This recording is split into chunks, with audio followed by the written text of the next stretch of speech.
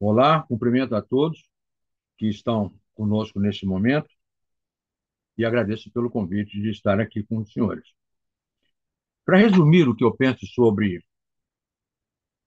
perspectivas da educação em 2025, eu creio que é um tempo de grandes inovações, é um campo que oferece inúmeros desafios, mas oferece oportunidades talvez novas na história do nosso desenvolvimento educacional e científico.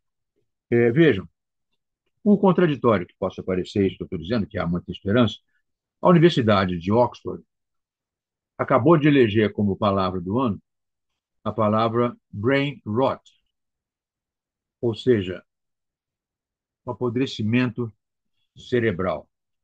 Ou seja, e esse apodrecimento cerebral que eles elegeram como a palavra do ano, após consulta a um conjunto enorme de especialistas, eles chegaram a essa conclusão através de estudos e da percepção de que a, a, a exposição da juventude, das pessoas, a mensagens repetidas, sem grande contexto, sem grande conteúdo, mensagens visuais muito curtas ao longo da vida, elas criam um embotamento, esse empodrecimento cerebral, que tem impactos relevantes sobre a neurofisiologia do cérebro. Então, criou uma certa decepção a partir das mensagens lá de Oxford sobre esse impacto do apodrecimento a que estaríamos sendo submetidos pela submissão excessiva a essas mensagens lá tipo TikTok.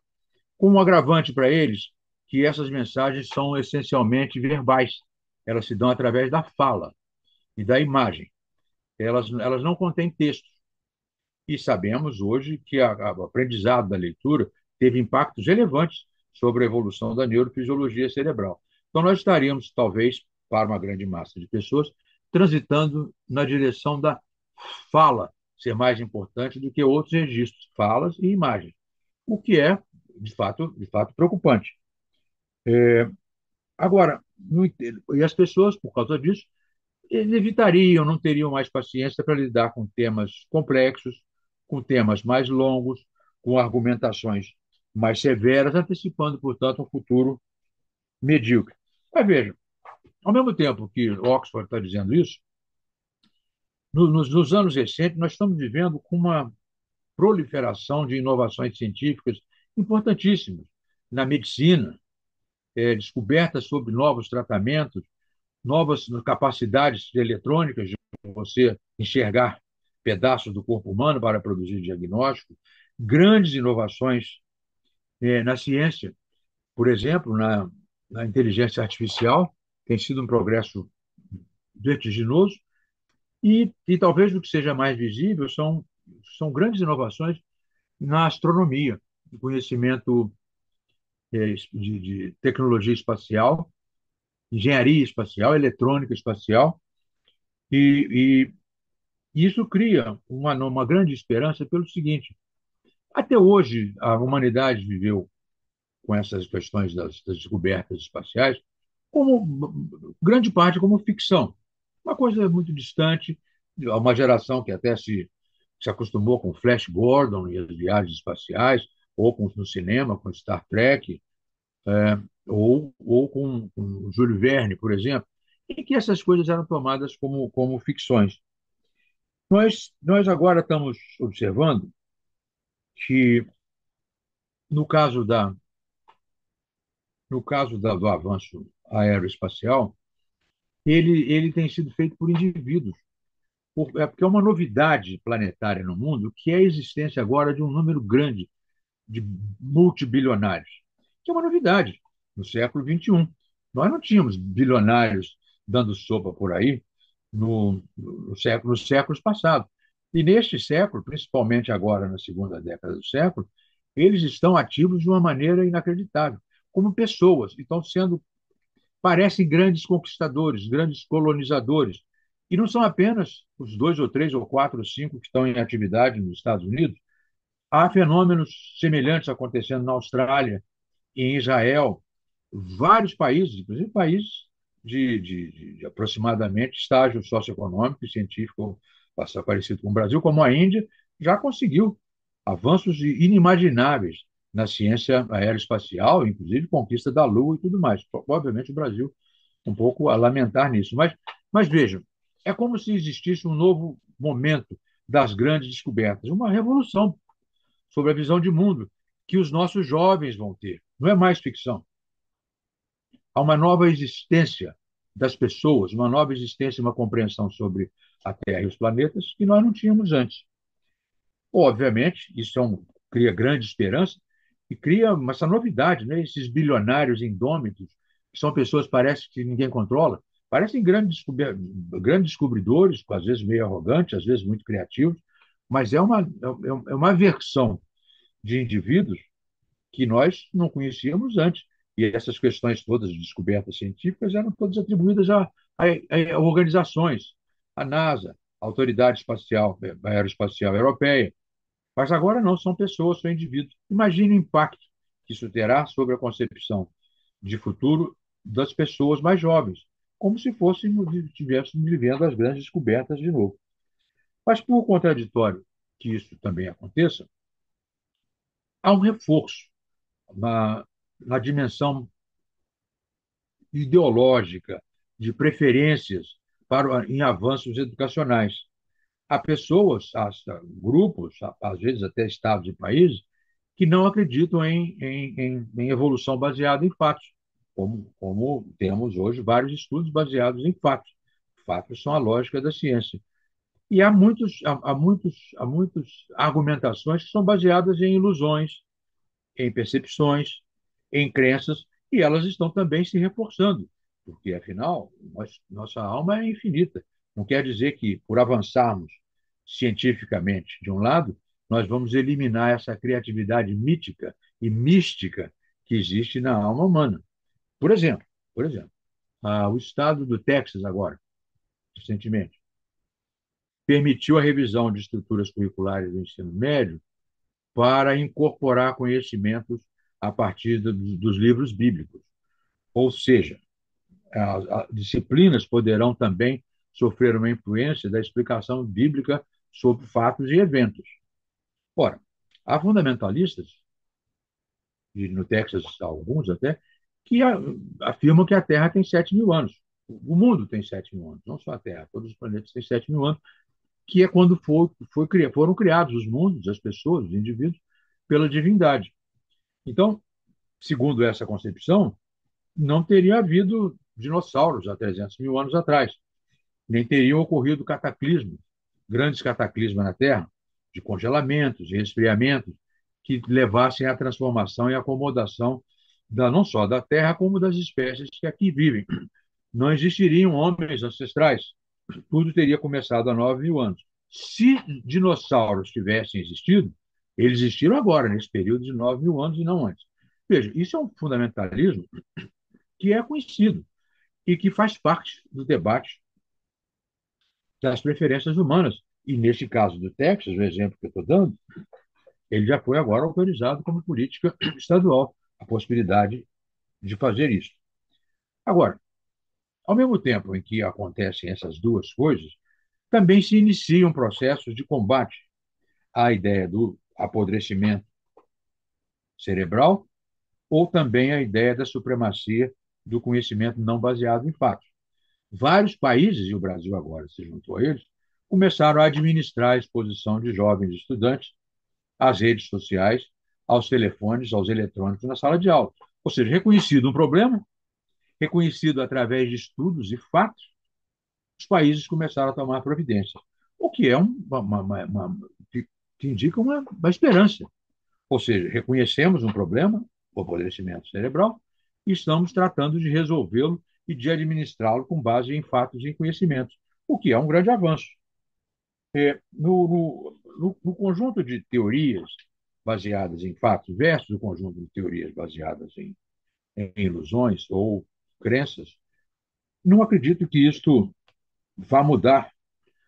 Faz parte da nossa existência essa discrepância entre crenças e conhecimento.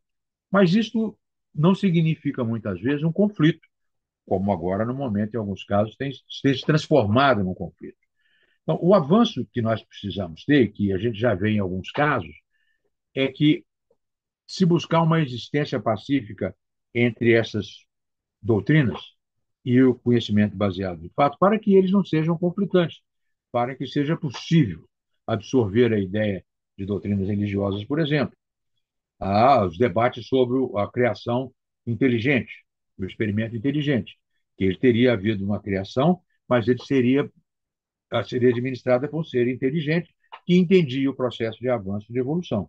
Essa engenharia da criação inteligente já é um avanço na tentativa de compatibilizar esses lados de compreensão da existência humana.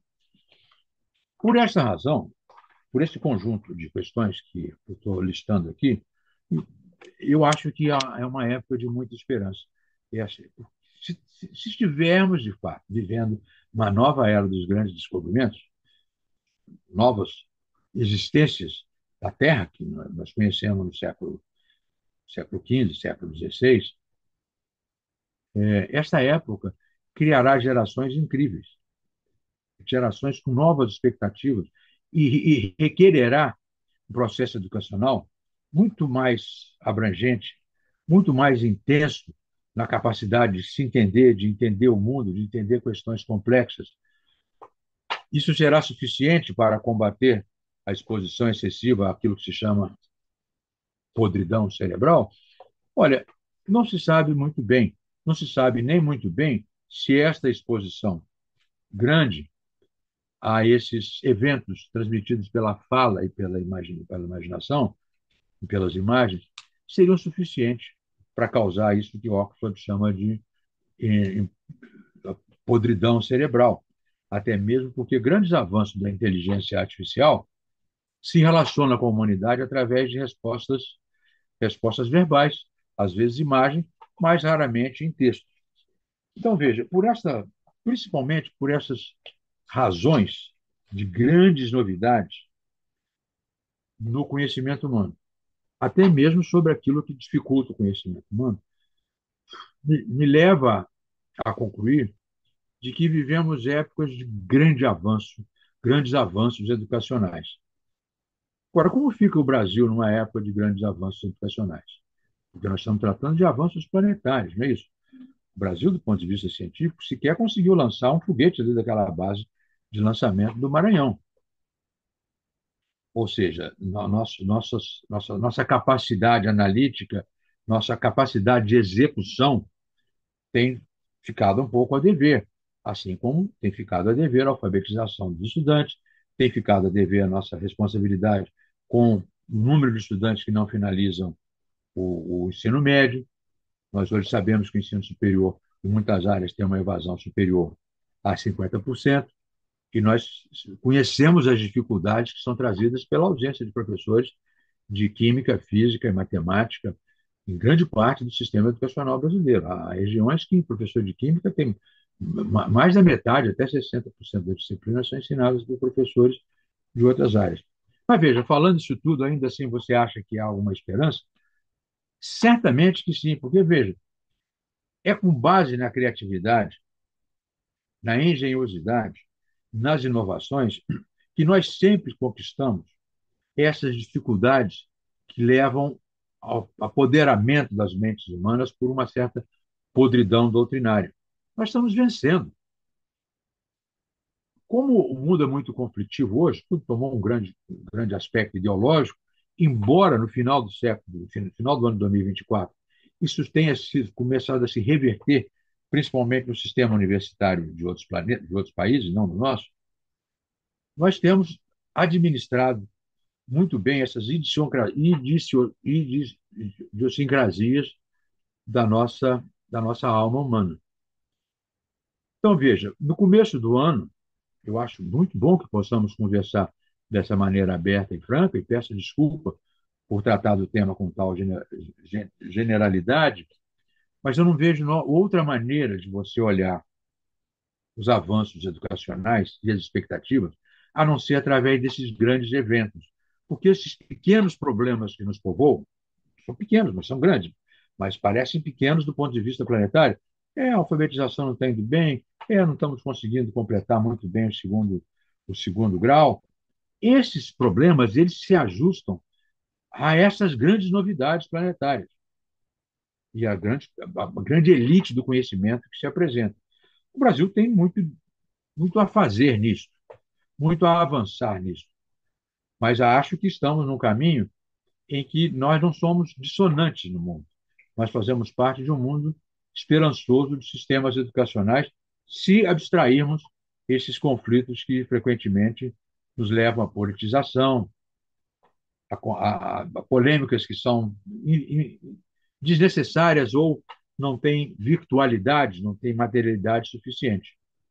Por esta razão, por esse conjunto de argumentos livres, que pedi licença a vocês para apresentar aqui, eu acredito numa época de grandes possibilidades educacionais, mais ou menos inevitáveis a partir do sistema que estamos vivendo agora. É isso que eu tinha a dizer, trazer um pouco de esperança para o processo de avanço educacional. Agradeço muito pela atenção e por me receber hoje. Muito obrigado.